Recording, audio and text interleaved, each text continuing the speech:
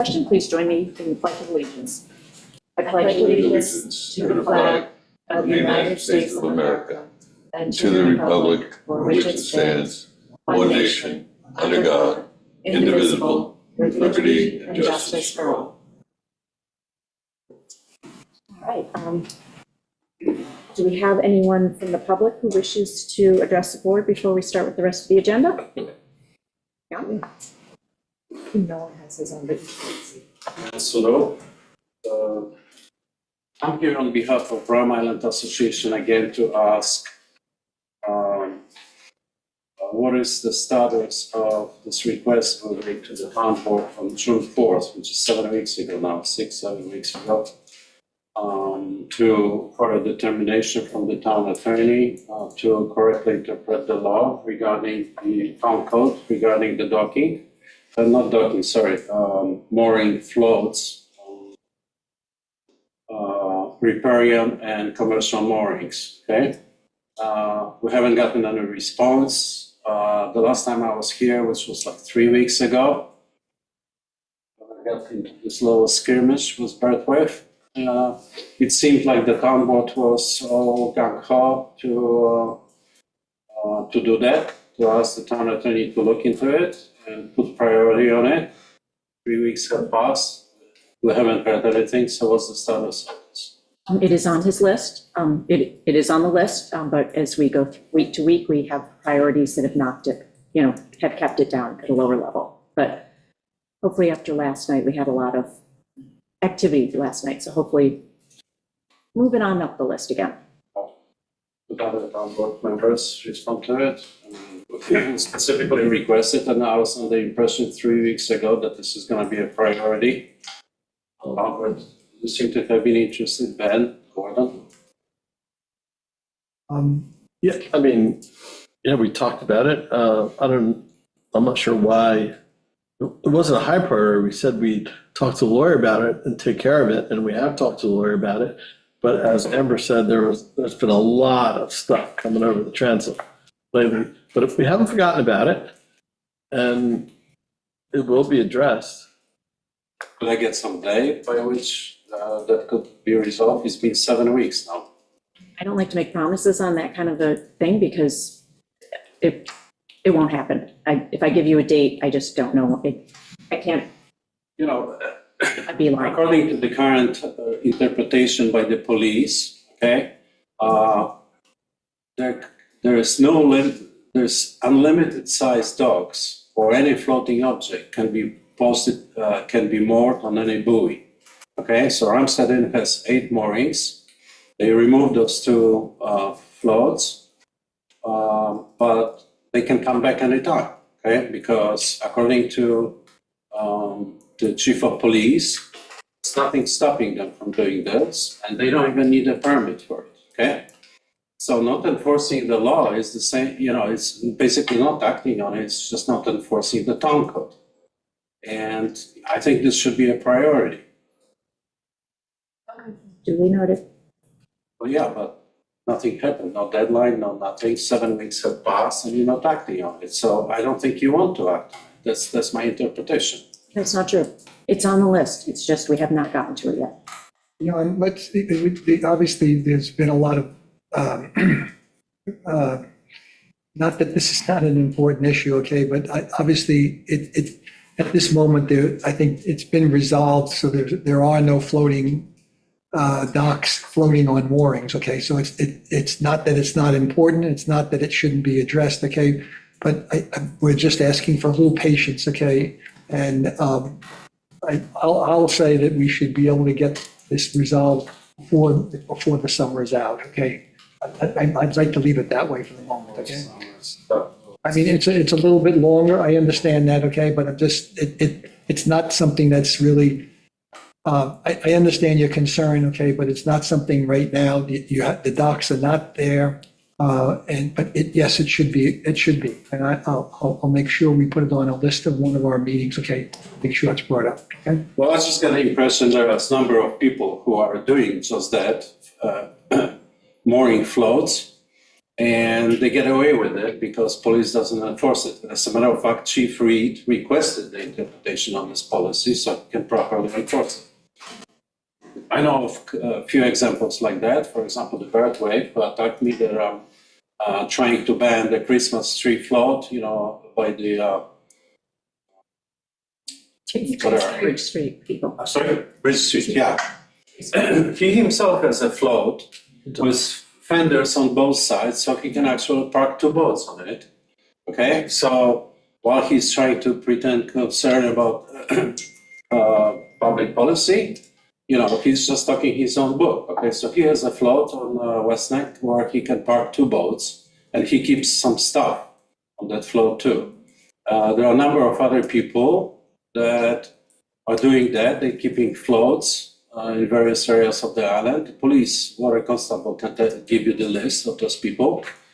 Some are used as swimming platforms.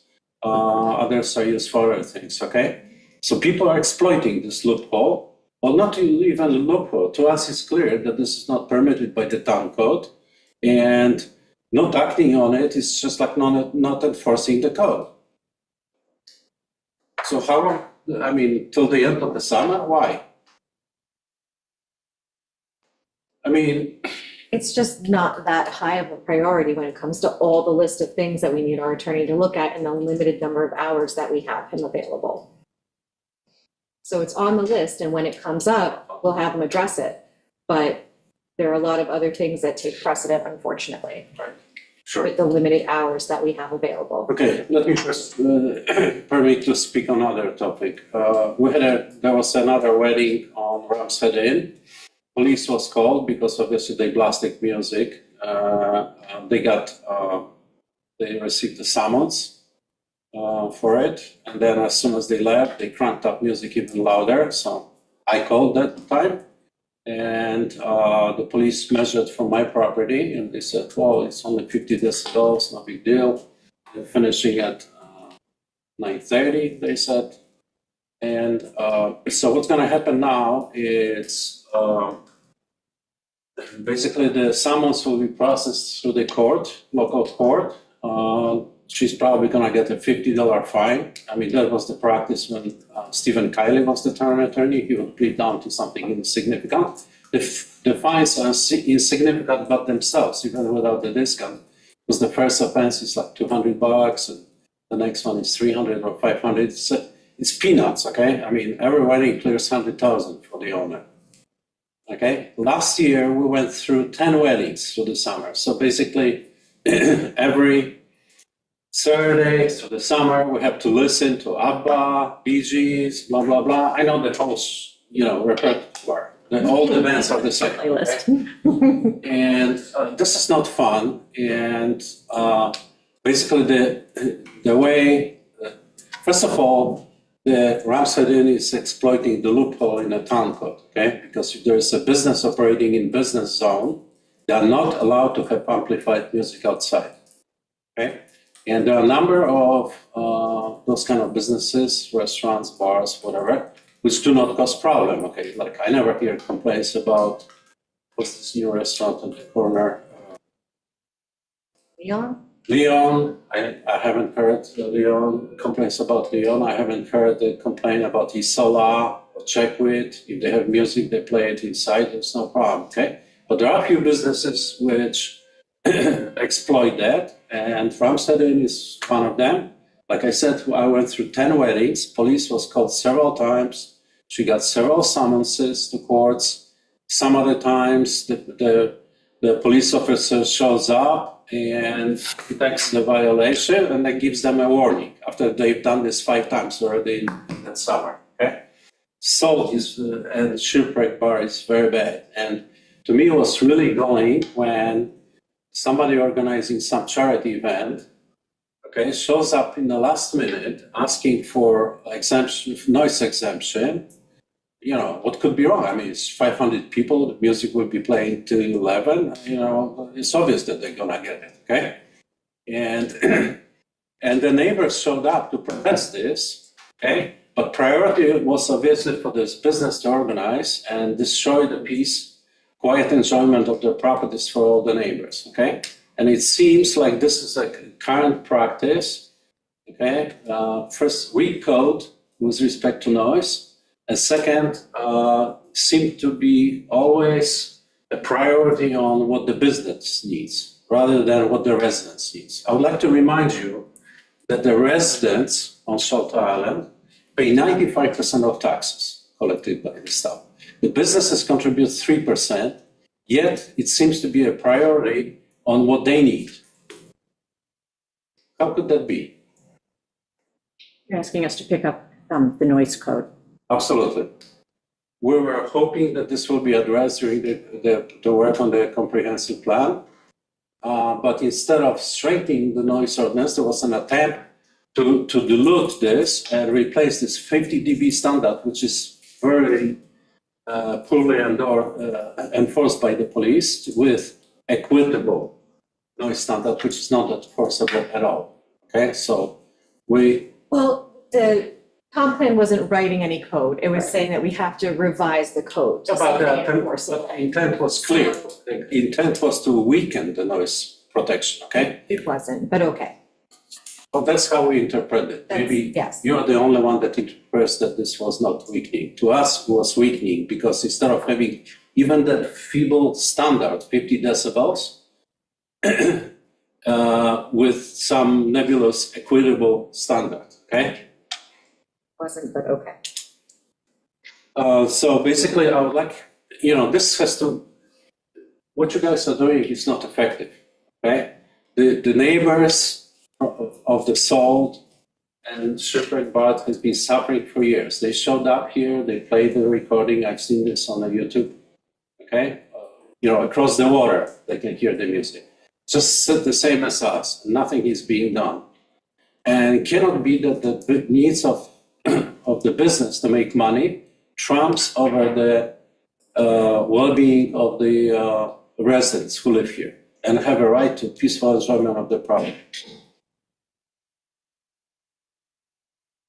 We'll figure out when to put that back on to the agenda. Okay. Thank you. Kim Nolan?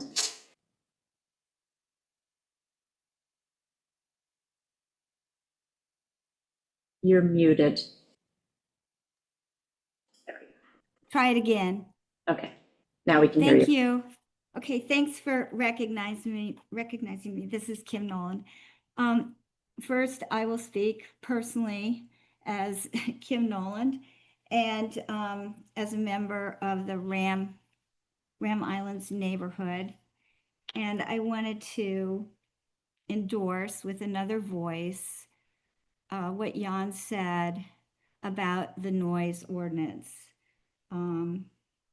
Chapter 92-5 contains a measurable standard. There's some question, apparently, about the exact interpretation of the standard, but I think the legislative history would indicate that you measure the noise at the property line of the noise generator.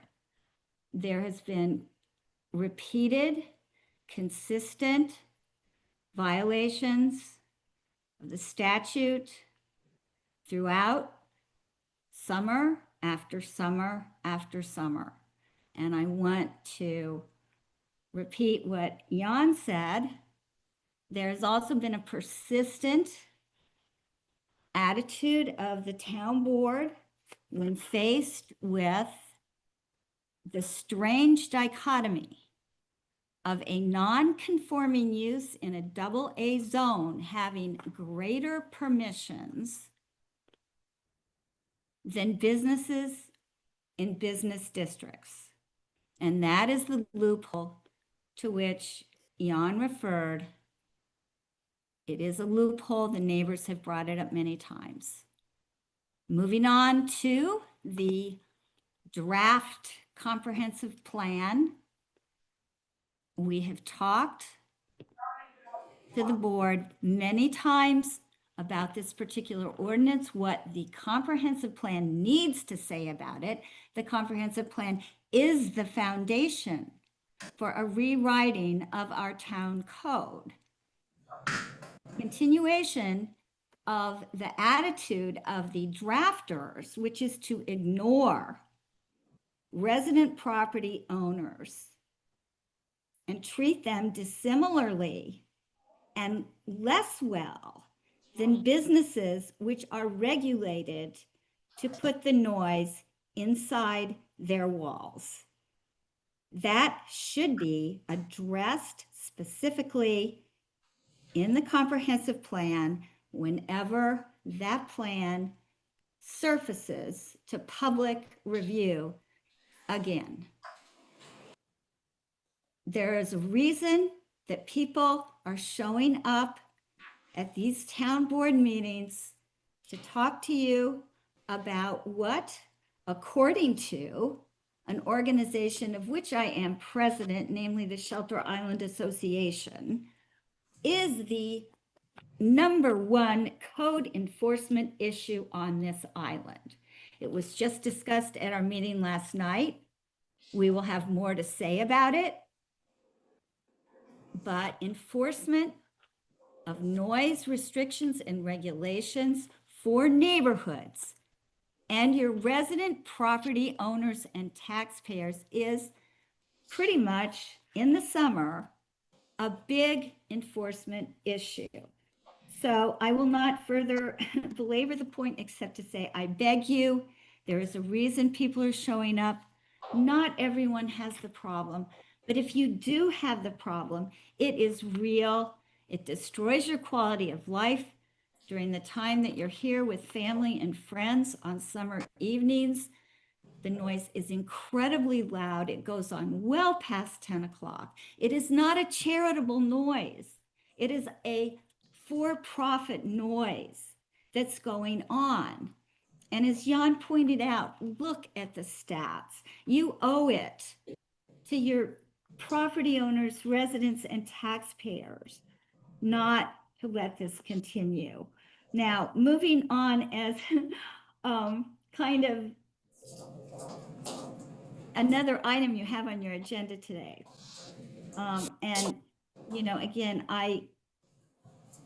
I'm speaking personally. I'm back speaking personally now. And it has to do with a partnership between the Ram's Head Inn and something new called the Ram Film Society, where Kim, can I stop you there and let you weigh in on that when we get to that agenda item? The reason being I is didn't we, realize that you were allowing people to speak on agenda items anymore. oh yeah, no, only if there's a public hearing, then people have to wait till the public hearing. But if there's an agenda item and it doesn't have an asterisk, then we do invite people to speak. And the reason I'm requesting just to put it off a little bit, even though it is the first agenda item, is we just have a lot to do and we have a hard stop at 3. I'm stopped. I'll Okay. start again. Okay, thank you. Is there anyone else with public comment before we start? Jan? Like to finish, just to make sure there's no misunderstanding what we're asking for. We're asking the town board to close this loophole for amplified music for pre-existing non-conforming business operating in AA zone, because this 50 dBs standard that's designed for residents, not businesses. Businesses, they're not supposed to have amplified music outside. That's the rule in a B zone. But because they're operating in AA zone, they're exempted from it and subject to residential standard for occasional, birthday party or whatever. But they're doing this every weekend, and they do this doing this with impunity, making money at our expenses, okay? And they contribute very little taxation to the town, whereas we residents supplies 94%. Businesses altogether, entire island contribute maybe 3%. Okay, but it seems like the current town code and enforcement practices protect businesses from residents, not residents from businesses. Okay, and that cannot go on.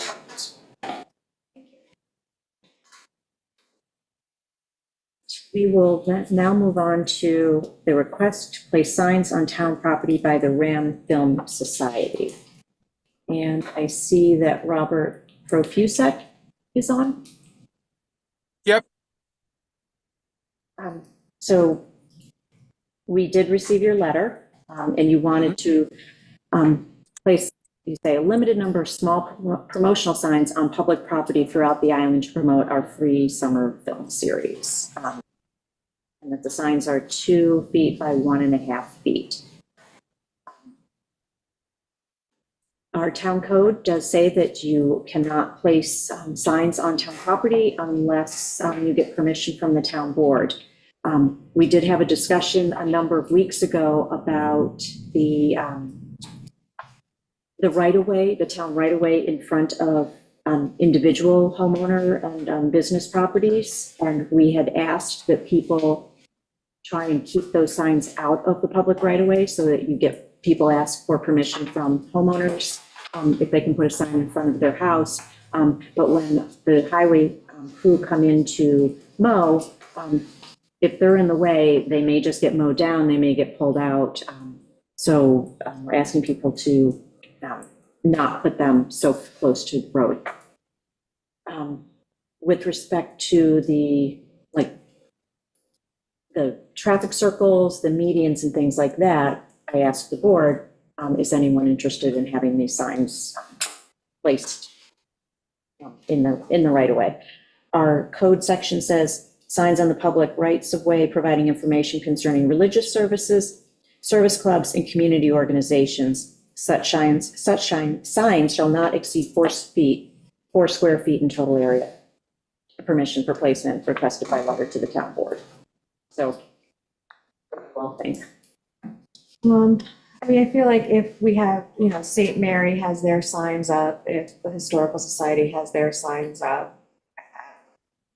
We've been, they haven't asked for them to be placed in the town, on town property. But they have been.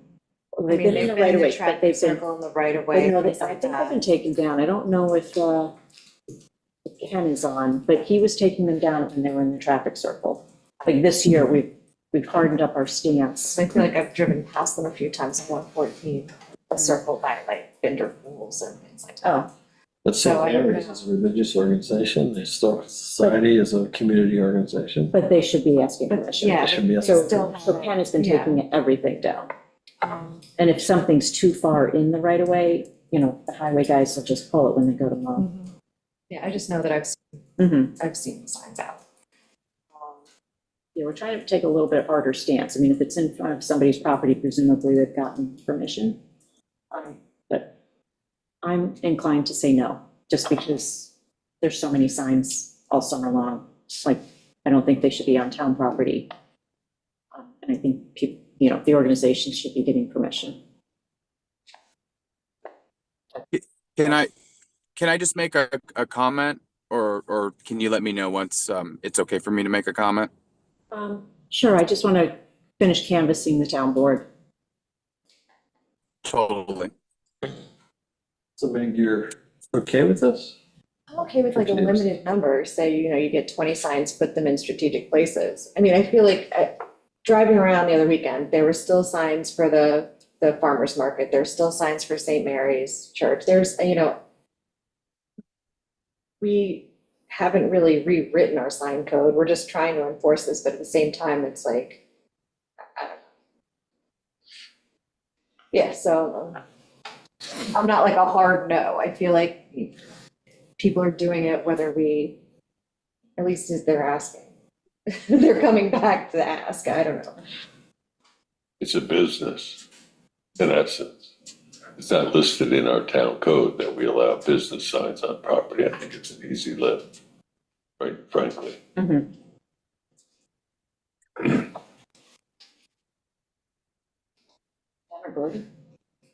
I think that it's a business, okay, and it is not St. Mary, it's not the same as St. Mary's, it's not the same as the Farmers Market. These are all nonprofits, they're community-driven groups, okay, and Yeah, I agree with you. I think that this should not be allowed, okay?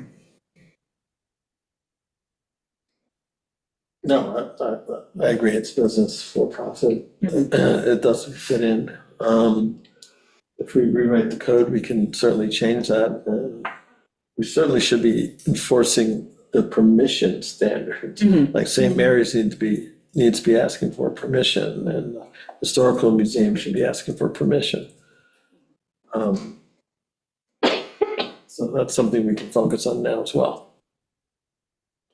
Robert, you wanted to speak? And then I see Stella. Yeah. Well, first and foremost, obviously, I apologize for, any inconvenience to the town. Once I kind of was made aware of this by Ken, I obviously had them taken down immediately, called his shop, picked them up, etc. Just to kind of go backwards and maybe hit a few topics that you guys have addressed. We actually kind of did this in the fall. And looked at the ordinance then, hadn't received kind of any feedback for the signs that were up then. So hence, we proceeded to do it again this summer. Based on my reading of the code, I think kind of maybe there's just some confusion here. I've looked at a variety of different kind of versions online. That you guys do state kind of like what the size requirements are, what the types of activities are that kind of cover these signs, but there actually isn't anything in the code that does say that you have to get pre-approval, hence kind of then why retroactively I sent that letter. I, of course, I love this island. I want to follow the rules. I wouldn't do anything kind of blatantly in violation of that. I think maybe we all should be looking at the same piece of information, but there is nothing kind of in there that says pre-approval. So I guess that was my one kind of confusion point, to just also address one other kind of topic about business versus not. I don't make any money from this. I'm getting this kind of space from the Rams Head for free.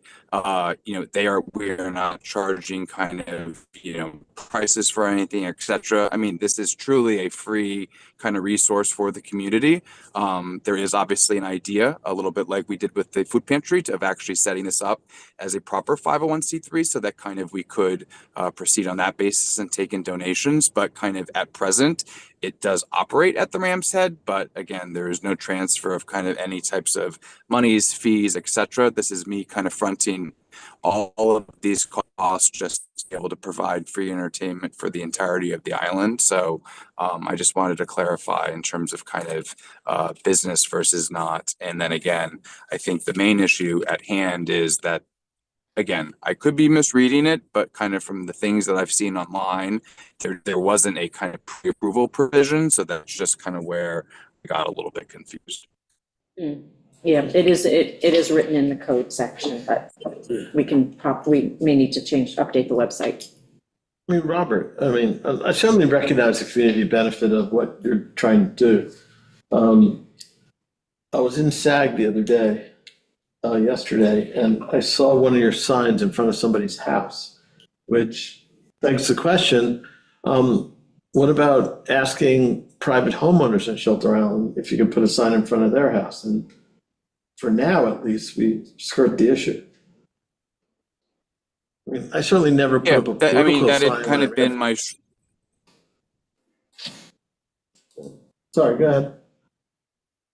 No, I was just going to say that was kind of my, solution, at least in the short term, was to, kind of ask individuals that kind of enjoy the medium, the artistic medium, and want to kind of support this if they kind of would host some signs.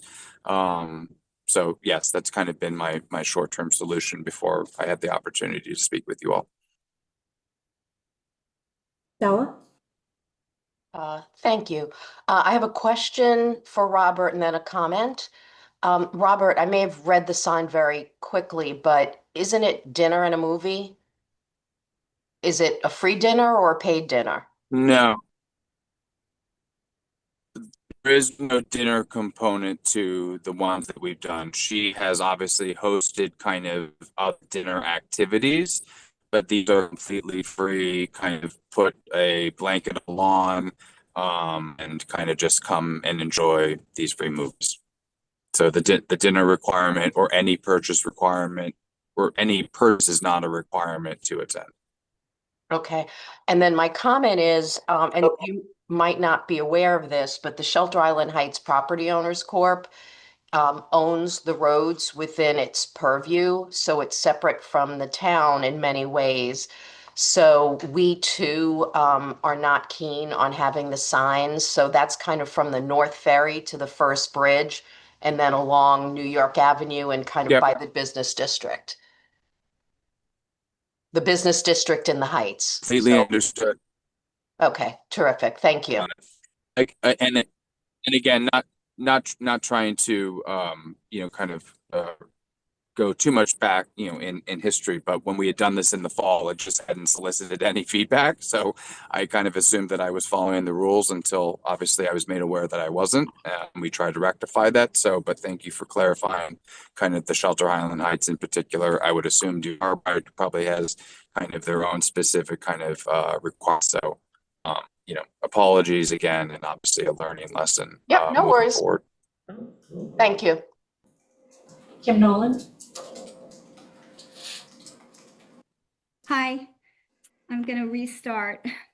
I just wanted to comment about the partnership of the Rams Head Inn and the Ram Film Society, because both their websites refer to a partnership. And I think the town board has recognized that this is a business.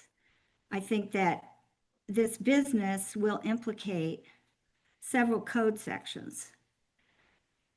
First is what I was talking about before, which is the noise ordinance. Once again, I'll refer you to 92-5, talking about operating any device creating amplified sound that's greater than 50 decibels. So I would just ask, if this activity does go forward, to please be observant of that limitation. On the other hand, I don't think the activity should go forward without a public assembly permit pursuant to Chapter 33. And finally, I believe that this is an expansion of the Rams Head non-conforming use. They do refer to it as a partnership. We have discussed it all as a business today, and I think it thus implicates Chapter 133. And I would like, before this activity is authorized by the town board through signs or otherwise, to present my legal issues to the town attorney, Steve Leventhal. Thank you. Thank you, Kim. Jan, you had your hand up? Yeah, I just wanted to add to Kim's comments that basically, explanation that this is non-profit, basically a charity. I mean, it's just a naive. I mean, this is something designed to drive the traffic to Rams Head Inn, sell them dinners, drinks, whatever. And so this is for profit. There is no for-profit activity. And as Kim said, I think we believe that this is an expansion of pre-existing non-conforming activity. Rams Head Inn is allowed to do whatever they were doing, serving guests and support, but not expand. Now there's going to be a movie in there, so even more traffic. So that, I believe, requires some kind of permit from CBA to expand the use, non-conforming pre-existing use. Second thought is, I'm worried about creating precedents, okay? There is no provision on the code for the for-profit activities to be able to place the signs on town's property, right of way, which not just includes the shoulder of the road, but I think 10 feet on each side, if I'm correct about this. So if you grant any organization comes to you and asks for those permits, then the next one will say, well, you granted to this organization, why not to me? You created precedents. We've heard yesterday litany of lawyers that were like saying, I don't care what's in your code. There is a long-established chain of precedences that you created by waiving the various provisions, the setbacks, the regulated zone, not enforcing the code. That all creates precedents, okay? And we're seeing this continuous pressure from all kinds of organizations for exceptions to the rules. So this is the time to now stand up and say, no, the rules are the rules, everybody gets the same rules, and not waiving it unless absolutely necessary. There's no alternative. Okay, we've heard the lawyer yesterday. They wouldn't even negotiate presenting alternative to move the structure beyond regulated zone, even though they could, because they're saying, well, we don't have to do it because there's a precedent being created through many years of prior administrations granting those exceptions and permits, and now it's really going to be difficult to stem the tide of those requests from businesses or individuals who can afford to hire expensive lawyers and push the town around.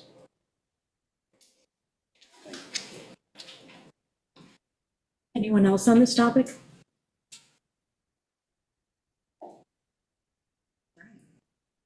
I just. Is it chime in to their two comments? Sure. Just again, for clarity for everybody's purposes, the impetus actually for this was, the 2020 actually screenings that I think it was town sponsored that you guys did at Wade's Beach. Obviously during COVID, so you needed to be outside, etc. I thought it was pretty successful at the time. I actually lived over on Lakeview, and it was a great, kind of just social activity for me. I am an independent filmmaker, so obviously it fits very squarely in terms of my kind of interest set. In terms of also just how this kind of came to be, this was not the Ramshead coming to me. This was me coming to the Ramshead. It's something that we are beginning to form and trying to figure out what the most appropriate kind of structure is, of which nonprofit seems to kind of be as such. And so kind of I came to them asking for, space and basically space for free, of which they granted. So it's just for clarity in terms of, I know that there's some commentary in terms of kind of the Ramshead expanding, but it wasn't them externally seeking something else as opposed to me going to them and asking for a venue and location.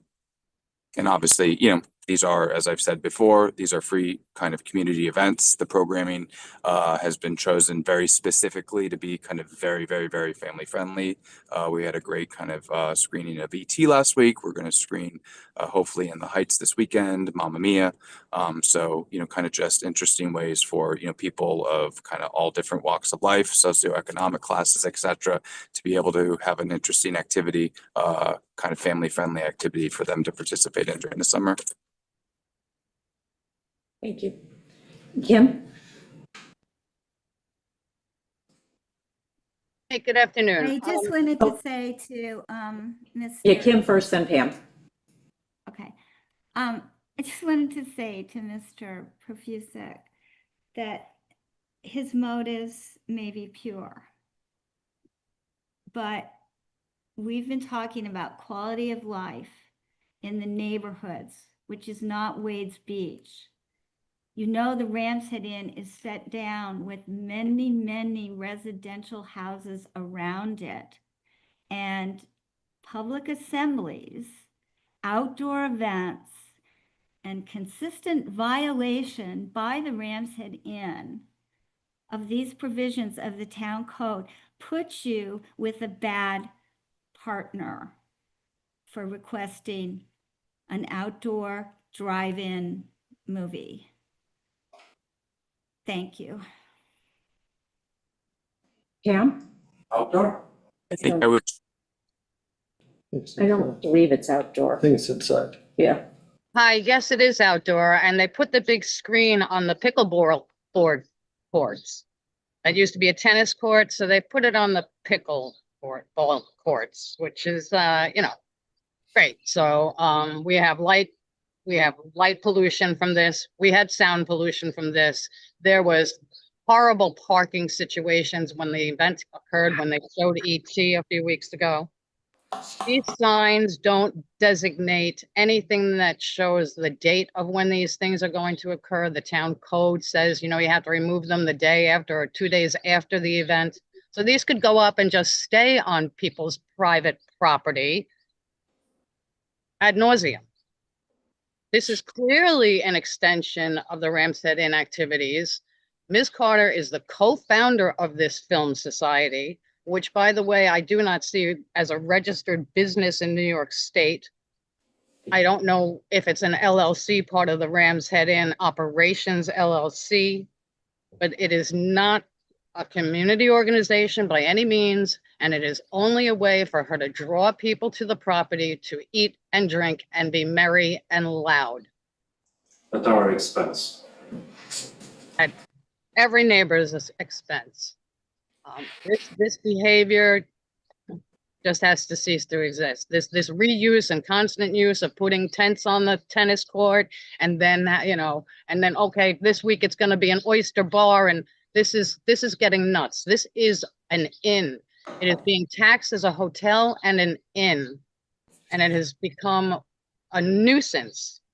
And I use that specifically, the noise nuisance and other nuisances that this business has created since taking ownership are beyond what I can tell you today. So allowing this business, if it is one, to advertise anywhere outside of town-owned property on Shelter Island should just be prohibited. That's not the question before us. Pam, I understand what you're saying, and, I understand the problem. The question before us is, can they put signs on town-owned property and town right-of-way? And we're saying no. Right, Yeah, we're but saying no, that's the only But yeah. question in front of us right now. Yeah, no, I mean, but I've made a note that if there's violations taking place, building department, CPA need to investigate We those. should alert Yes, exactly, 100%. yes. All right, anyone else? Okay. All right, thank you for joining in, Robert. Thanks all. Appreciate it. Next item is. Just comment lightly on this. Oh, sure.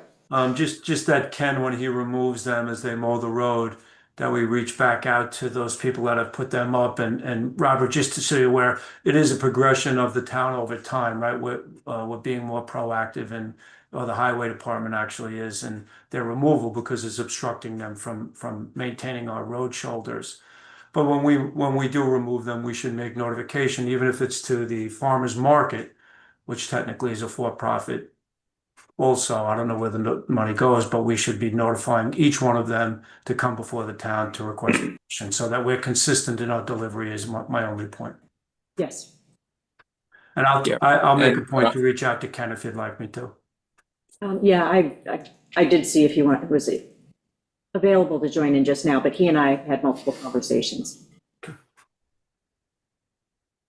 right. Next topic is the emergency rescue vehicle. Oh, Sorry, oh, just to clarify up this previous point, so will you permit it or will you not permit it? no, No, No. it said no. we said no. Can I, just for clarity though, obviously to your point, on personal property, people are allowed to place signs if they would like, correct? Yes, yes. And, please keep them off of the 10-foot buffer where the highway people know. 100%. Thank you for the clarity. Technically, it's 25 feet from the center line of the road. Yes. Right. Yes, it is. Yes, 25 The feet. dangerous thing about people measuring from the double yellow to the side is playing the street. The next item is the emergency rescue vehicle. I unfortunately was not at the last capital planning and grants committee meeting and started to watch the tape, but then had other work to do that day. So someone had, I guess Jen is working on an application and had wanted a resolution placed on last night's town board meeting agenda, and I pulled it because I was not aware that this ask had been moved forward from capital planning and grants to the town board, which is our procedure, that it has to come to us, because if we're going to apply for the grant and Jen needs resolutions, we have to say yes, that we approve that, as well as commit to where the additional funding is coming from. So I guess the question, Gordon, you were there, did the capital planning and grants move this forward to us? This was a wish list item, okay? And I was there, okay? I had no idea that there was going to be any application for a grant, okay? And It was a, So you know, last it time it was, was discussed here, didn't we agree to push it till next year? Yeah. That's my recollection. I think earlier I can try to on. find my okay, this- notes. yeah.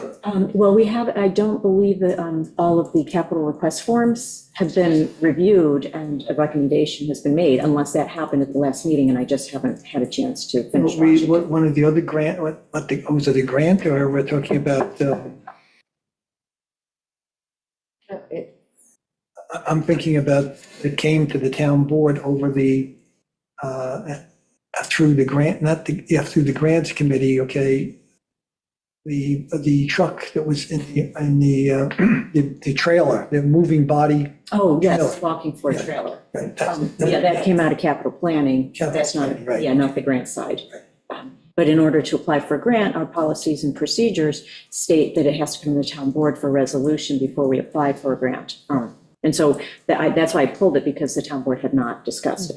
So I didn't want to. Oh, no, just where my confusion comes from is, the last time we did discuss it at a work session, Mhm. the discussion was, let's push this till next year. I could be wrong, I Yeah, can try well, and find my it's- notes on this, but, You're right. so I Yeah, was I don't it know why last- yeah. it's coming out of the grants Well- committee when we said we'll deal with it next year.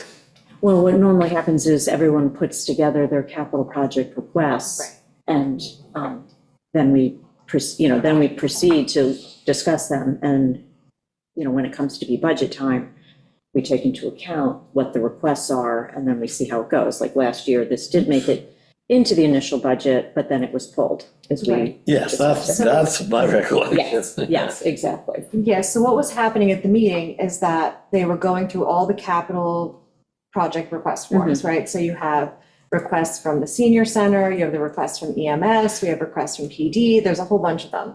And so they made a list of all the requests that had been received, and they were trying to figure out which ones were worth bringing up to the town board this year and which ones they would try to put off for a year and figure out priorities. So that was the discussion. And I think probably what happened was they realized that the grant for this was Is like July due 31st. July 31st. Mhm. So even though it hasn't come to us, my guess is they were just trying to preemptively say, well, maybe if we can apply for the grant, if we get it, then we can move forward. If we don't get it, then no harm, no foul, but I'm not positive. But I see Chief turned his camera on, so.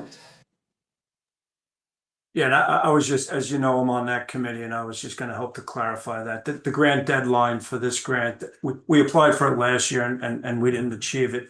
So the intent was to reapply again this year. It's a July 31st deadline, of which we'd probably receive acknowledgement in December.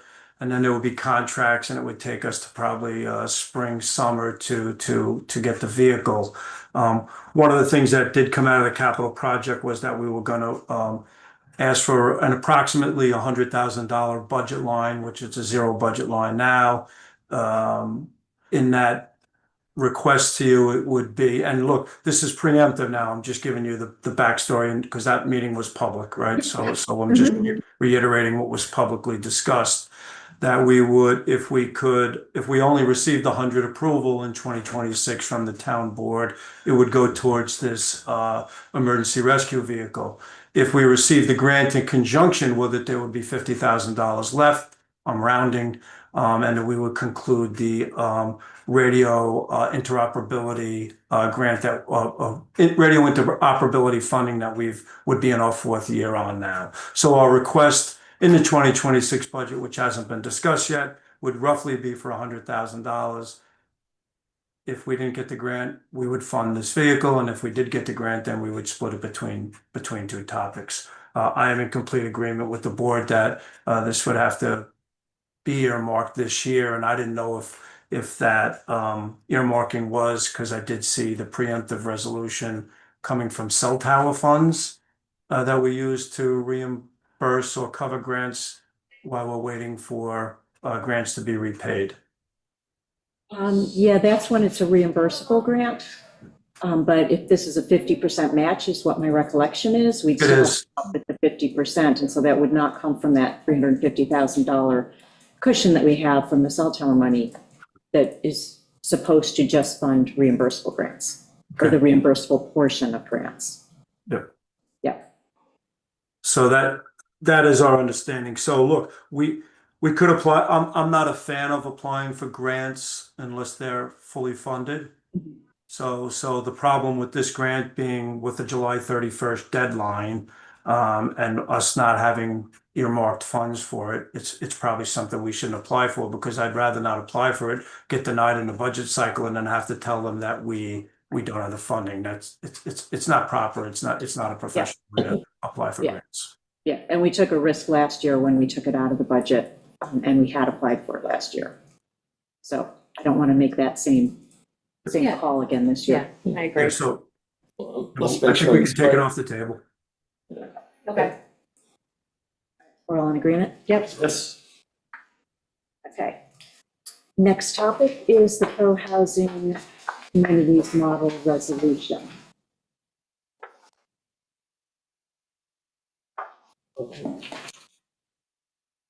So we had started to look at this last week, and I think we needed to make a decision whether or not we wanted to go with the pro-housing communities model resolution per the governor's specification, if we wanted to try and take an approach where we added some further resolves and see if they accept it, or if we just wanted to do the model resolution with the companion statement that Benjamin and Meg Liz have worked on. Well, in working on this with Liz and Meg, some questions came up. I mean, the purpose of this resolution is to make other funding available. So the question is, well, what other funding do we need? And then it came to light that I guess last year we got a $2 million grant that we then lost. We never had the grant, and I'm not 100% sure, because it didn't go. Neither am I. It didn't go through the grant committee. This was something that was being worked on by the Community Housing Board. So I don't think it was an actual award. It was not. I think it was something that was was just potentially talked about. available that we needed to apply for, but I can't, I think it was through the state, but I think it's now since. County. It was the Yeah. county. It was the Yeah. county, oh, okay. Okay, and then this resolution will allow CDLI to hopefully get some money to put into this project. But those revelations begged another question, which was, and I should have said this up front. I love this project. I want to see these 10 units built desperately. This island needs this housing desperately. I'll say it again, this island needs this project desperately, but we got to kind of approach it intelligently. So the other question that bubbled to the surface from all this was, okay, so what's the financial model for this project? Built a project or two in my life, and I realized that I didn't have a full understanding of the financial model. Like, how's it going to work? Where's the money coming from? When's it coming? Where's it going? Who's paying? What is it paying for? And I'd love to get answers to that question.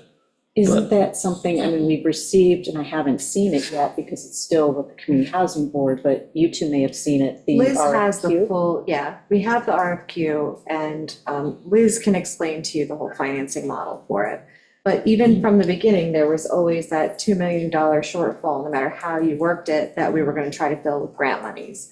So that's why the county grant was always on the table, and now that the state has a lot of money available, we want to try to apply for state money as well. So then we might be able to make a, financing sandwich to help make it all happen. So you add county money and state money together with the town money that we have in the fund, and then it has to, the reason why we couldn't apply for it, for the county grant, when we were talking to the county about it, was because we're not the ones doing the work. So it has to be the builder who applies. So CDCLI would have to apply for that grant, and we would be a partner in it because we own the land, but they're the entity who's responsible for managing it. So But just to go back to the financing piece, isn't that something, when we award the RFQ, isn't that what CDCLI is going to do, is they're going to come up with the Yes. finance, like how the money's gonna work? Yeah. And so we don't have anything hard on that yet,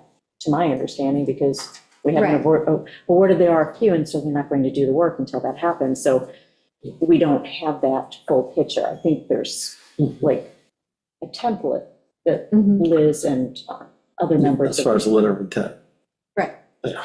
I mean, because RFQ was out, we got a response to the RFQ, we got one response, which, by the way, was a very strong response. Yeah, yeah. And one that I was relatively pleased with.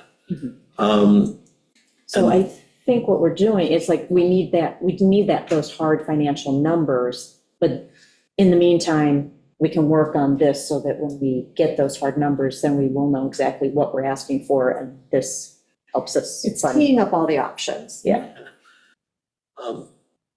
Okay, now, moving on to the resolution, I mean, what Liz, Meg, and I came up with, but the resolution, it looks pretty clear that the state has put this out, and they're not interested in any edits for individual localities and municipalities to meet their individual needs. I get it. Luckily, a lot of it is, not too painful, and it's vague and innocuous, but it's still, when you read it, it's a little jarring, some of it. So the idea that we all came up with was having a companion piece to describe how this state mandated resolution will fit into Lifeline Shelter Island. And we've come a long way. I mean, that wasn't a bad first shot, and I think it's pretty good. We still need to finish it, get some questions answered. And that's where I see where we are right now. So what would Once, be our- once the work of preparing that draft is done, I'd appreciate an opportunity to review it. Oh, Yep. I insist even. All right, so we're going to take off the Southampton model and not go that route, stick with the model resolution. So how do we want to proceed? Do we want to proceed next town board meeting with adopting the model resolution and continuing to work on the companion statement, or have that buttoned down first before we move Yeah, forward? ideally, they should go together. Right. Yes. In a perfect world. I also don't know where the sort of the public comes into this, or when do they get informed of all this good stuff? At a work session, because since it's a resolution, Right. it's not subject to a public hearing. So as we No. discuss it at work sessions, then the public can weigh in. Because given what's in the state mandated resolution, and then what we're saying about Shelter Island, where we all live, I think the public should have a look at this. Yes, yeah. Did any of you guys have any comments on the companion statement? Did you make any notes or edits? I Did not yet.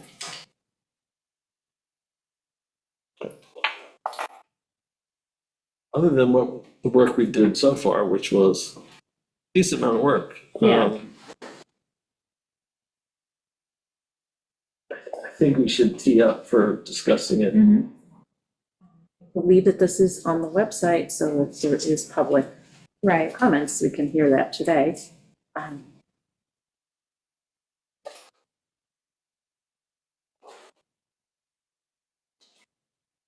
I saw it on the website.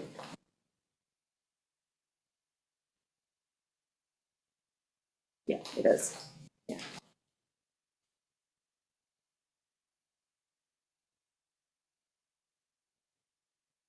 My perspective, I will, for next meeting, go through and read this more carefully. I did a quick perusal last week, but then didn't have time between last week and today. Any other board comments before I open it up to the public? I just want to make sure that I have the last rendition, 2.5 pages. I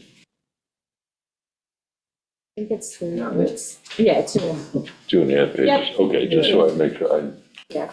with the final one. Any comments before I? I didn't hear the answer to the question about financial models. Talk to So Liz. you asked for about financial models? She said talk to Liz. Okay. Yeah, I mean, she's got, a rough template, but obviously CDC at Long Island has to come up with the real one with, hard costs and. Since it'll be to the public, okay, is it possible that perhaps since it's the island, listen, first of all, let me make sure everybody's clear. I'm in support of affordable housing. I really would like to get these 10 units that have been on the table a while done, okay? I think the issue is that whatever decisions are made, okay, we're just, it's not, well, I guess I'm fumbling over this because what happens is every time I seem to bring up a question on something, I always get accused of being against it.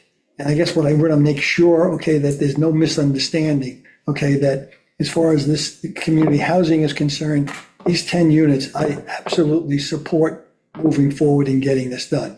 I just think that we do need some idea of what the financial models look like and what the financial demands are. And because what we do here, okay, is going to be living with the town and the taxpayers for a while, okay? I think it would be good to, I think it would be good to explore it in a little bit more detail. I don't know what during these last 2 years, the fund balance or the funding has increased to 1.2, I believe. I think it's 1.12. 1.11, okay. So I guess the thing is, how does this fit into what the program is with community housing? What is that funding being used for? I've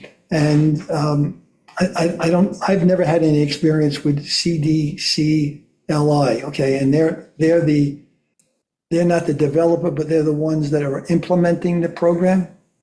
They are the ones who responded to the RFQ, so they would be developing, they would be in charge of the whole program. And I attended one meeting where the RFQ was around the table and that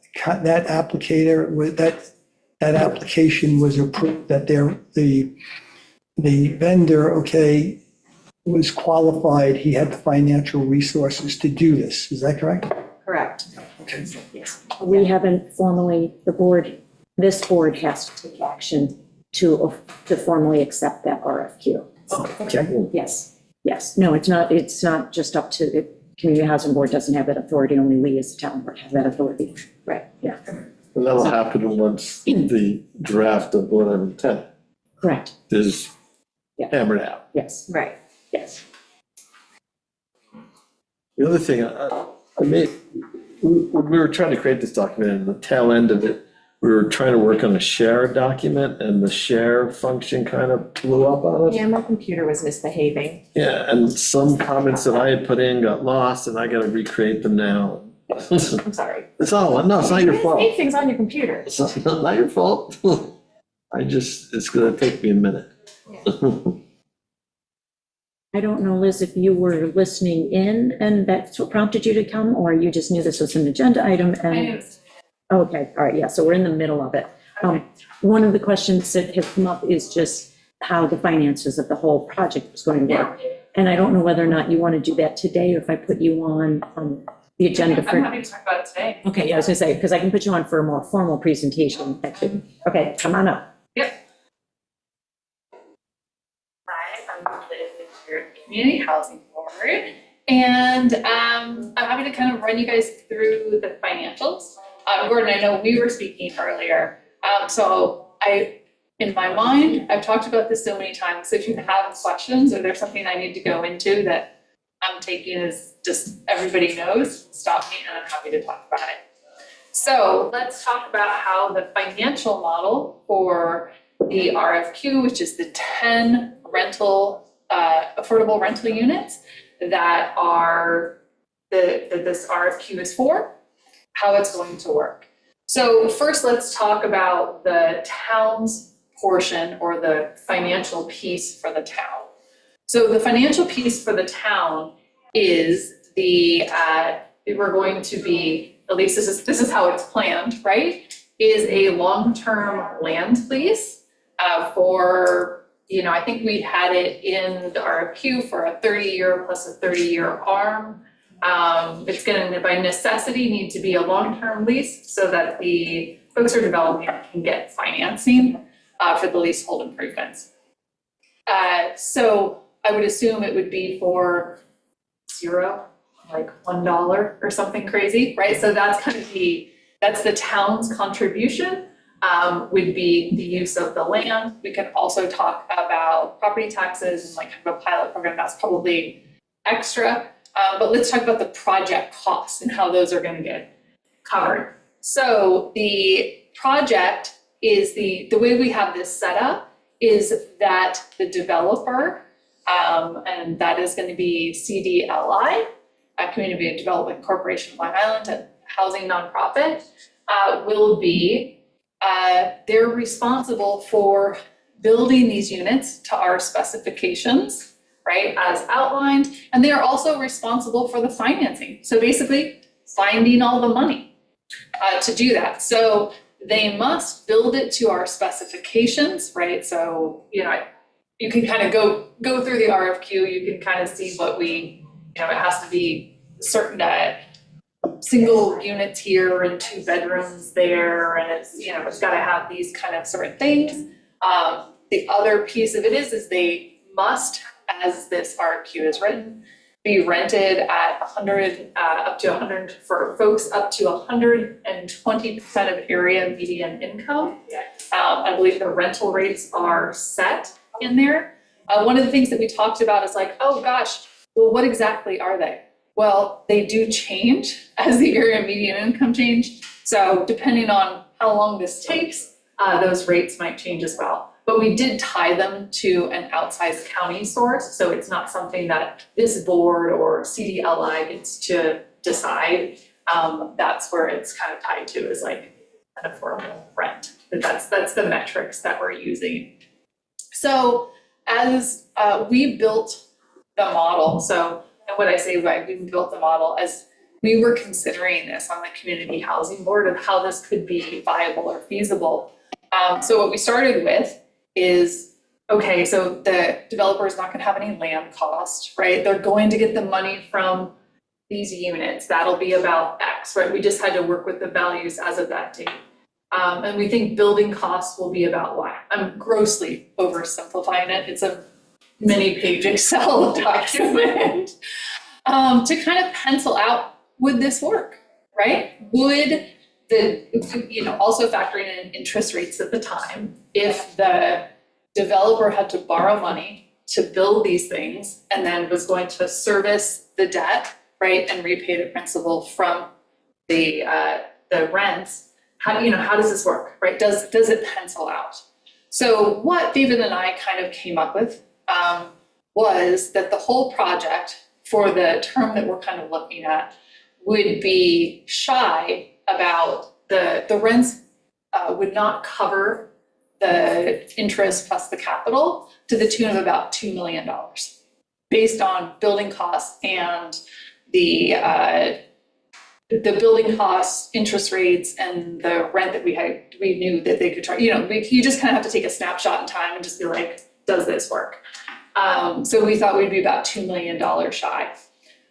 So we started looking at sources of revenue or, funds that could be put into the project to kind of fill that gap. I was really pleased when we were talking to CDLI, and on their side, they did the math too, and they came out with about the same number, that it's about that, you need to put $2 million, you need to put in about $2 million of outside cash. Now, initially, we had lined up that money, we tried to line up that money through the county. As you guys know, there have been a lot of delays on kind of getting this out. And so that window kind of closed. There is going to be some monies available through the county, but not enough to fill that gap, right? That $2 million gap that we know is a necessity. So one of the items that CDLI kind of put forward, and I have talked with Wanda Shea, she's the executive director, just kind of like talking about, oh, how would you close the gap? So there's a couple of different ways. The first thing that we talked about last week would be to go to the state of New York, who has a bunch of money set aside for projects just like these. So that would be our first choice, because we would love to not spend the money that we have in the community housing fund. We'd love to see that keep growing so that we had enough there to work on future projects. Building's very expensive, as this project has taught us all. And so what would be required to secure that funding from New York State is to be a pro-housing community and pass that resolution. So that's kind of our first choice. Doing that would allow us to serve the community that we want to serve, that we had identified, and that we identified in the RFQ. And that the community, when we did the community housing plan, kind of told us that's who they wanted kind of on the top of the priority list. So that's what we as a community housing board are trying to go for. So there's other options. If we had to, none of them desirable, which would kind of involve us changing. So I don't know if that's the kind of financial recap you're looking for, or if there's a different piece of it that I can clarify. No, I mean, I think that's a nice overview, thank you. Yeah, is there a specific, I know, Courtney, is there specific details that I have maybe skipped? Just because I spend too much time with it? Is there specific like details in the finances that anybody wants to know about that? I think what probably would be the funding that we lost, okay, if you didn't, I guess what the question is, can the project move forward with the funds that we have currently? Meaning without having. Without the state of New York money? Yes. So as I explained, it is not ideal, right? So we always knew there was going to be a gap. So that $2 million has to come from somewhere. So I guess for me, it's a no-brainer to take some of the money that New York has set aside for projects specifically such as this. If we're able to pass the pro-housing resolution, we unlock a bunch of pots of money. So I would like to open that door. If we are unable or unwilling to, it's definitely some less ideal outcomes. It's possible. So what that would look like is there's kind of two paths that I see at this point.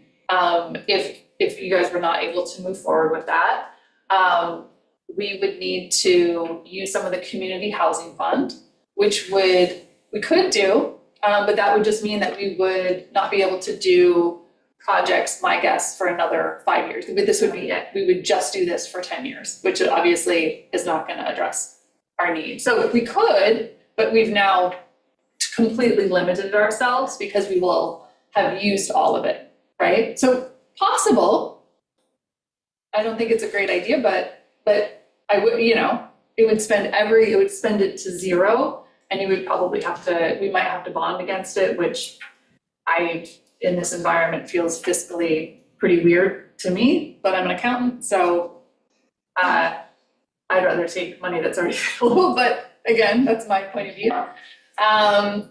The other option would be we would have to change the community that we're serving so that we could access other funds. Now we're getting into federal funds, which comes with a lot more regulations. And again, it's not serving the community that we said we were going to serve. So possible, yes, both of those paths are possible. Not ideal, but possible. So there is a bonding, I guess the bonding can take place. Right, yeah, of course you could bond, but again, my question is, why would we spend money allocated to the town if the state already has money set aside to do this. I was just curious, with the cash flow that you have coming in, so it is an option, I guess. It's like a plan B that you could. For me, it would be like a plan C, because not only would you have to bond, and I believe you'd have to put it up for a vote, which is now you've added another year to the process. You've also, if you were to do that, you've now, based on the current cash flow in the fund, this would now be the one project that you would do in 10 years. That'd be it. Right? So I know that like the Community Housing Board is like looking at, we think this next cycle, we'd like to put together a project that would serve seniors. There would be no cash for that. And that, I think, for the Community Housing Board isn't really an acceptable option, but if that's what it is, I guess, if we're not able to move forward, I think but it is a path. It is a path. I don't think the bonding would take that long, because when I've talked to Unistat, especially when we need to, start, depending on what happens with CPF purchases, because it is a similar revenue stream, it would take 3 to 4 months. I'd say 4 or 5 months. I guess my question is, what the why of the bonding, you know what I mean? Like for me, I would do that third, right? Because once you do that, now you can't do another project based on, like if cash flow continues at this rate, you now can't do anything for another, like a whole nother community housing plan cycle, which just seems like, which then it puts, you could do that, but now it puts all the pressure, it just kicks the can down the road, because the only way that you're gonna be able to do anything else would be, obviously, it would be to access this pot of funds, and what if that's not available? Well, now you're totally out of luck. Or you have to go the federal route, which is just, again, totally possible, but do we really want to get into that? And just for the public, if we were to do bonding, the debt service would come from community housing. It wouldn't be an operating budget item. So I just want to make that clear for everyone. Is there any questions that I can answer around I'm sorry if I missed the first part of this. Is there any questions that I can answer around the pro-housing resolution, or I am just, I know this works such a bad here, so I thought I'd ask. Where are you guys on that? I know it's, just like curious as to how the board is thinking about that, just considering it's so critical for this project. I think we all agree it's critical, and we want to push hard to get it done. We're just trying to work out the details of getting it done. Again, what are the, just as an outsider, what are the details that What we mentioned was passing it without changing it and working on the companion document. So we were asking for comments from the board on what they wanted to see in the companion document. awesome. And the work the three of us did in the companion document was pretty good. We just gotta finish it now. So is there anything that I can do on my side to help move the process I think what may be helpful, there are some written documents that show the plan A, B, and C. It's something that's visually, we're talking verbally here, okay? Right. It would be, it's always good when you have, it's like a picture book, like how does it work, okay? What you're talking about, we're talking about, verbally, okay? It would be good to have some kind of a document of what these look like, what the different scenarios are, so that the public has an idea of, what number you're backing into. And this way, good choices can be made, and I think it's good for the population to see where it's going. I guess because for me, options B and C are so not ideal. My curiosity is on, what I guess, let me try to say this a different way. I'm a little confounded to figure out why it's so difficult to pass this pro-housing resolution. It's wild that we're even talking about B and C when it just feels like either they make the decision to not serve the community that we're looking to serve, or the option to bond seems so fiscally irresponsible. I mean, and that's just my point of view. That's just my point of view. But I guess I'm curious as to why we can't, what are the things that are blocking us from moving forward on the pro-housing resolution before we get into all these other options? I'm just trying to understand from my perspective. A little bit of it, not a little bit, a lot of it has to do with the state stepping in and dictating this resolution to us. And so the concern is that we lose some aspect to our zoning and how we approach the topic. Right, but I guess, I hear that, but I know when I spoke to like Miriam and like when we had council on, I guess I'm just curious as to that, and I am not a lawyer, so very important to know, but I'm wondering, it feels like what I heard council saying was it's not taking it, so I'm just wondering if there was a conversation with council or legal advice that I'm not understanding or I'm missing. That's this home rule and the zoning, because when I've run it past legal, and again, not a lawyer, I'm just not hearing it. Is there a piece of it that we're concerned with?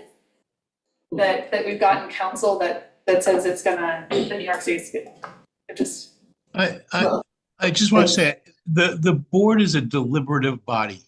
It gathers information, it deliberates, and it makes a decision. So by asking these probing questions, you're getting off-the-cuff answers by individual board members, and you're not getting a considered decision by a deliberative body. So I think that the town board needs to go through the process, do its due diligence, get comfortable that it understands what the options are, and then that it's in a position to make a decision. That's what I think you've heard expressions of support in principle. And I guess my question is to the board, like, as a deliberative body, when might we expect an answer? Because as I've outlined, these three different paths, two being very not ideal. Right now, we're setting up to have comments from every member of this board next week. Okay, I guess I thought we were doing that for the last 2 weeks. The only thing we did is the three of us talk. No, but I know Meg sent it out 2 weeks ago for comments. And then we were supposed to have comments ready for today, which I thought we were gonna be deciding. And I know that everyone's plate is so full, but this is so urgent. I would implore you to please. Appreciate your frustration, and we share the urgency. Okay, Demi, can I get a commitment from this board as to when we would have an answer, so that we can, because I'm in a holding pattern. I'd like to Again. back on for next week. Is the board able to commit to I will definitely be able to look at it this week. I'm just pulling up the agenda so I can put it on. I think, Gordon's request about, something, just like plans A, B, and C. One of the questions that I have, just if we have to go the route of using community housing money, if we, for some reason we can't get the state funding, hopefully, we can get through this piece, but it's not always guaranteed that we can get the state money. Looking at when would we need this money by? We have $1 million. In 18 months, we collected 900,000. So I'm just a little curious as to timing out when we would need to provide this money to CDCLI in order to, Well, here's the thing is the other part of it from our perspective is kind of as we put together this memorandum of understanding, I need to know are we coming in with funds or are we doing this? So I'm stalled to take the next step until I understand whether we're going to free them to go to the state or no. So I'm just at a dead stop to even get you those answers until this board is able to come back to me. I'm prepared, so Thank you, Amy, sorry. You are. I don't know. Yes. And we all share there- the urgency. Is there, Albert or Gordon, is there, I mean, I'd be happy to meet and talk through with anything if that's helpful to move this forward. So I just wanted to make myself available.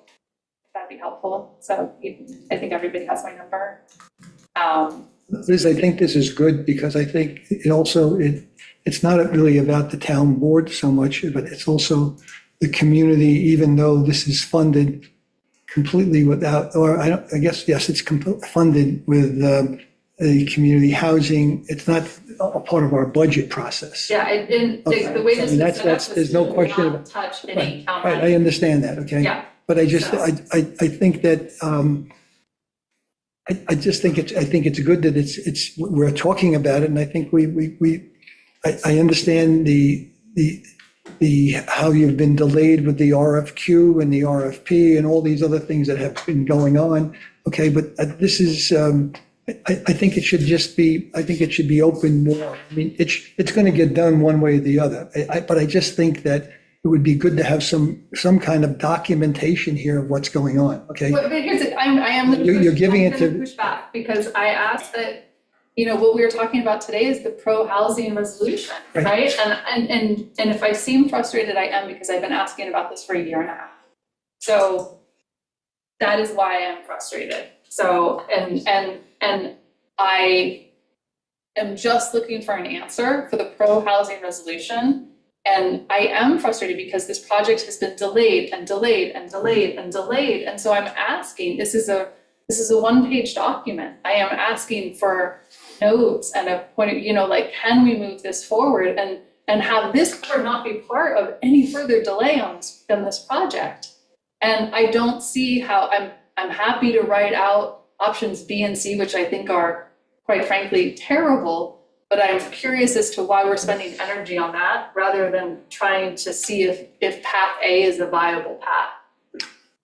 I'm sorry, I did not know that this pro-housing issue was going on for over a It's year. been on the, I'm sorry, that's not no, something, that's okay, but it's just. not something that I'm never aware of this, I put it okay? on the And agenda. the reason it's been on the table for a year is when we got this resolution, the board was not willing to adopt it as is. And I think Benjamin's A year and idea. a half ago? Yes. Yeah. Okay. And also, there was still, the idea was still being floated of the money from the county. And the So- state was also still working out how they were handling it. And So we did- and they we sorted did some do- of their things out. Yeah, and we did do some number crunching to see if we could not adopt this. And so when that was determined that we didn't need the alternate track, then, so I think Benjamin's idea about a companion statement. I can certainly understand your frustration if you've been dealing with it for a year and a half. I mean, But we're ready to But there's- yeah. move forward now. We're Yeah, just we trying to we have move a- forward yeah, yeah. smartly Yes, and in the right way. yeah. Yeah, and so, I would ask, we've been talking about this like week 2 or 3, Yeah. so I mean, you called me last week in the Wednesday 2 morning. weeks ago, yeah. 2 weeks ago? No, it was last week. Yeah, because I was That at was the, 2 I weeks was at this ago, work right. session last week. What I was speaking doing. about the same All right. Yeah. Because issue. whatever I was doing at the time, I Yeah. dropped it and met with you that day. Yeah, no, So, this question is not really addressed to you, but it's really, this was brought up last week, I guess it was. And when I looked at the application, it had the two parts, an A and a B. And part of either, whether you did it, if you fulfilled that obligation, you had enough pro-housing, you had to provide a whole bunch of documents. Right. If you go the way of the resolution, you still have to provide those documents. And you said to me, I'm really, what's the point of me putting these documents together unless we're moving ahead with it? Now, if it's been here for a year and a half, I see no reason why those documents, I think it's good to have those documents, even if you didn't move ahead. So I have 75% of that done. Okay, There's only one that I haven't pulled together yet. So I have been moving forward with them. The one I haven't pulled together is the last 5 years of every single building permit that we've issued, sorted in the way that the state wants it, which I can easily do, but I'm not going to take the time until I know it's going to move forward. And also, it shouldn't I have a all, lot of things on my plate. it also shouldn't fall to Meg as a board member. We have staff, but we don't want to pull staff off of other projects. If the board at the time was saying, we cannot pass this, like, we're not comfortable with it, the public is not comfortable with it. So What we said is, But we're getting. we're not comfortable with this resolution, but But we we're- can be if we have this. Yes, we're So getting. let's us. focus on this. Yeah, so, yeah, like, step one, let's get this piece done, and then Meg can pull in staff, because there's some information I think the Yeah. building department has to Can I provide. just, can I just mention, the board has made clear that it's focused on this, it's proceeding with this, it's not going to make a decision tonight. It will be on the agenda again next week. Mhm. And the supervisor, you began this meeting by saying that we have a hard stop at 3 o'clock, Yes, and it's now 2:30, and we have other agenda items. yes. Yeah, all good. So we're gonna work on this. Talk about next week.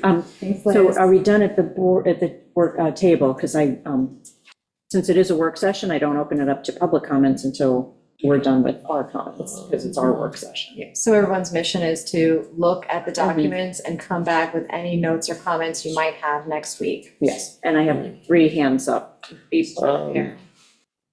So I just. It's on the website, I'll just send it around again, just to make sure everybody's working up the last draft. It's on the website, yeah. Yeah, so I have 3 hands up, so if the 3 people who I call on, if you could just be brief, please, because we do have to get on to another agenda item. Yeah, just have some questions. I mean, this is a topic I'm very familiar with, but I happen to be a former finance guy, so just out of curiosity, what's the total investment cost for this project, this 10 apartments? I think it was close to 3.5 or 4. It's been changing with obviously cost of building materials going up and down and labor, so. So when you're talking about this shortfall of 2 million, that means you've done the net present value analysis, including the investment cost, I mean. Yeah, so. And then proceeds Yes, exactly. from the rent minus the expenses, and you're Yeah. coming to 2 million short. Yeah, so David Doyle does housing on a national level. And so I did the initial model and then he built it out, he does it for. Would you post this analysis on town board website for the public to take a look at it? It's changed from that, so Yeah, it's just like public would like to know if the taxpayer money is for. well, there's not taxpayer money going into it, so I Well, think you that's just the like, important at the piece. end of the day, it's always taxpayer money from one pocket to another, okay, but is there a problem with posting this for It's a public to see? 30-page internal Excel document, so, Worse than that. well, The request has to come from the town board, so let Okay, us, so let us consider it. would it be possible to present this analysis? Let us take a look at it, for the because public to see? there's nothing special, Let's there's take a look nothing at it, because there private in it, is- you know? it's Yeah, I know, but Yeah. a page it document. is private when it's not public, okay? Okay. It'd be nice to Yeah, see it in public. absolutely. And my question is that, like, you know, just want to comment on this resolution. I mean, it's kind of naive to think that the town is obligated to sign some document, resolution, without thinking there's some strings attached to the money, okay? And like supplemental, and this might be a legal document that binds the town to do something that might not be comfortable with, and just sensing the opinion of the town board, there are things in this resolution which you guys are not comfortable with, because it may commit the town to do something that you would not be comfortable with. And just want to point out your attention, there were 2 attempts in the previous state budgets to force, basically overall home rule and mandate zoning from Albany, okay? So, this is the same money from the same source, I'm assuming, in New York State. And this supplemental document was like, oh, we're signing this, but this is our understanding. I don't know how valid that is. I mean, it's nice commentary and so forth, but That's all it is. Just- I don't know if it's got any legal validity. So, like I said, I would be concerned about the strings attached to the money, which many organizations found out later. They thought that it's just irrelevant, but then it turned out that it is relevant. And then I had one other question for you, Liz, which I forgot. Lost my train of thought. And then you mentioned that you're like not willing to present options, B and C. It's I'm just happy option A. to, it's just, I think they're bad I think options. you should present I think them, they're so poor the board, options. have a choice of options that could take. And also you made the comment that like you don't want to apply for federal money because it would not serve the community you want to serve. So what is that community? Oh, great that question. you- So we're trying money to to serve? provide, I can come up there. Thank you, that's a good, I should have been more detailed. So the community asked us to work on workforce housing, basically for folks at 100 to 120% of area median income. If we were to go to federal monies, we would have to look at folks below that. Now, I agree that those folks in this community need to be served, but that's not who the community, so basically potentially 60 to 80%. So just a lower income demographic, which was not who we were trying to help with this project. So that's the thing. And I would also say to your other comment, I think that the legal questions are valid ones. And I would encourage this board to lean on counsel to answer them. I'm an accountant, I feel very comfortable with financials, and I lean on lawyers to make legal decisions, And so their opinion should be the ones that we rely on, not. Let me just be Yeah. clear. The companion piece we're working on is not it's not No, binding on the state. I think I understand, but I think what Jan is saying is that, is there anything that's binding in this? And so, like I said, what I'm speaking to now is requesting that the board rely on not their understanding, but our counsel and Right. legal understanding of the ramifications of that document. Well, I mean, I from my would- point of view, it's obviously, Before you it go, was free money. but- Jan, before you go again, I've got Pam and I've got Bill Maestro. Let me just, one So step. I'll come back to you. I'd like to give other people a first chance. Pam? Okay, I'd like to keep this very short and sweet. I'd like to suggest that maybe the town board invites someone from the state to describe this pro-housing community program as it is. I see it as a zoning issue, a lot of zoning changes, losing control of our zoning laws, permitting things in town that we currently don't permit, like ADUs in the Nearshore Peninsula Overlay District. I think there's a lot to be concerned about, and I think that that's a good reason to hesitate on passing this resolution and jumping in. It's sort of like Nancy Pelosi said, well, you have to pass the bill before you know what's in it. And I don't like that approach of this at all.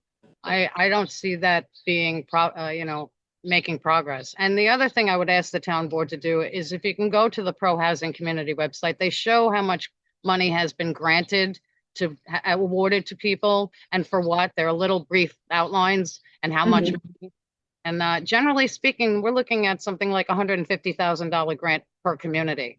So is it worth throwing away our zoning code and our controls of that for $100,000 a year, if you can apply every year? I'm not so certain. And that was short and sweet, I hope. Thanks. Thank you, Pam. Bill? Okay, I'm unmuted. A few things at this point, and I know you're trying. Okay, I can start my video, but I'm not in a great place.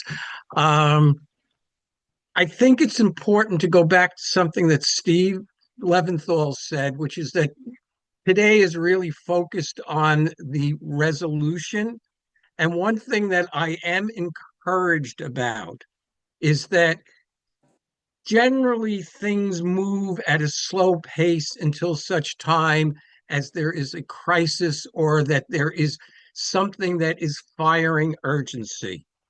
the sense I get off of today is that everyone gets that we are now at a point, in order to really move forward on these 10 units, that there is more of a sense of urgency. Up until now, there had been hope that maybe we might reach it through some of the work that Meg was doing and looking at some of our activities and putting the numbers together. There is a worry that is a natural worry that something that the state has is going to impose restrictions upon us that we maybe cannot live with. I am not saying this is perfect, but having read this more and more and now focus more on the resolution than the other path, I see the resolution not as something that is restrictive, but is more aspirational in its tone, more aspirational in what it is seeking, and that it would not, just because we pass this resolution, change what we do as a community in terms of zoning and other restrictions. So I am glad that it's getting to the point where really there is urgency, and I expect that there will be decisions quickly, and hopefully there becomes more of an understanding, especially through council, that, yeah, the language isn't always beautiful, but it is not restrictive, it is aspirational. So thanks, guys. Thank you. Bill. Jan, last shot. Quick, please. Well, Because we will pick this up again next week. let me be skeptical about it. If this was just free money. If you could just come up to the podium. This was just a free money. Call me a conspiracy theorist. If this was just free money available for anybody who does a good program or whatever, it would be free money. But if there is a requirement to sign the resolution and you cannot change a word in this, call me a skeptic. What's the strings? What are the strings attached to it? Which you may not be able to see right away. So. Thank you. All right, to be continued next week.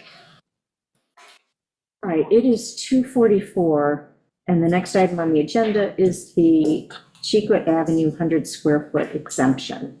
I feel like this topic is going to take more than 15 minutes. Sorry, what was that? The Chequet Avenue, 7 Chequet Avenue, 100 square foot exemption. I know, what would you say after I that? said, I feel like this topic will take more than 15 minutes, and we do have a hard stop at 3. Okay. I mean, unless, No, I don't, I think it might, I don't know. Next week. yeah, I feel like, Yeah, I think yeah, my apologies to those of you who came. At some point, I thought it was, yeah, we did till 3 p.m., but yeah, I should have moved up if time allows further up on the agenda. Can we bump off the item 6, maybe? I was going to go to board member reports. Do that too. Yeah, and then we'll just move the whole rest of the agenda to next week.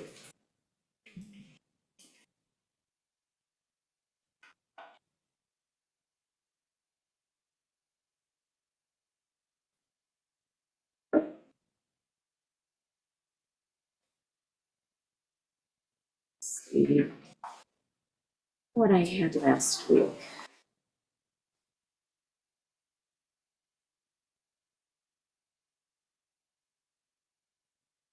CBA on Wednesday. Mm-hmm.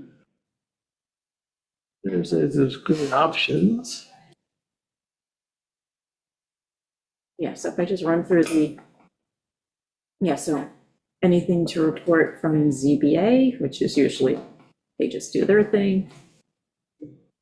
Site plan review, we had a working meeting on Yeah, that. so site plan review, we finished the draft of the code. It's at Steve's desk to look at. Christina's doing a final clean draft, and then we'll present it to the town board.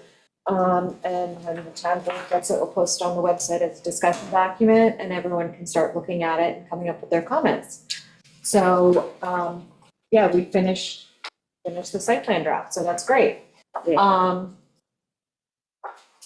Wetlands is also in that same stage, so That's at Steve Leventhal's desk too, the wetlands code. Stephen has that believe so. draft, okay. Or we're cleaning it up and getting it to him, because there's all that crazy red line mess. Then, what else did you have? Were you just going through the list of green options? And if you would just let me know, give me advance warning of when you intend to take that up, I will make sure that I have reviewed it by that time. Okey-dokey, Let- go ahead. I'd like to try to get it to him, obviously, as soon as possible. Yeah, I was gonna say, as soon as they get it to you, Steve, then it'll be on you to finish up and let me know when I can put it on the agenda. We'll email you, Steve.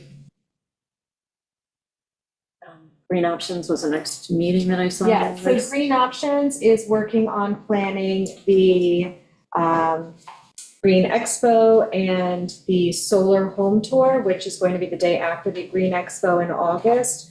They also discussed the Perfect Earth project at the Presbyterian Church, which was very, very well attended.